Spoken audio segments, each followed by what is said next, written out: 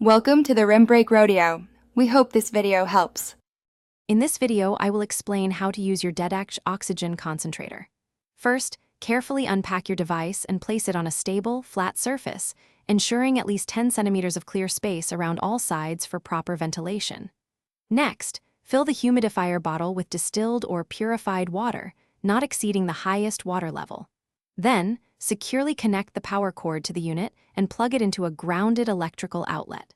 Finally, attach your nasal cannula or oxygen mask tubing to the oxygen outlet. To begin operation, first flip the main power switch on the back of your concentrator to the on position. Then, gently press the power button on the LED touch display or the remote control to start the oxygen production. You can easily adjust the oxygen flow rate, usually from 1 to 7 liters per minute, to your prescribed setting. The clear LED display will show your current flow rate, oxygen purity, and total operating hours.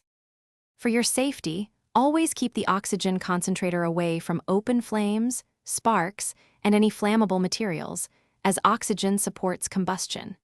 Ensure there is adequate ventilation around the device, never blocking the air inlets or outlets. It is also crucial to avoid using the concentrator in wet environments or exposing it to water. Remember, always consult with a healthcare professional for personalized advice on oxygen concentration levels and usage duration. Proper maintenance ensures your concentrator's longevity.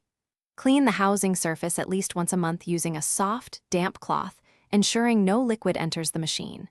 The air filter should be checked regularly and replaced every 3 to 5 months or as needed to maintain optimal performance.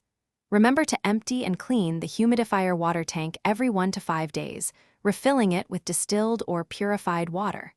When storing, keep the device in a dry, well-ventilated area. Thanks for watching. Consider subscribing if we helped you.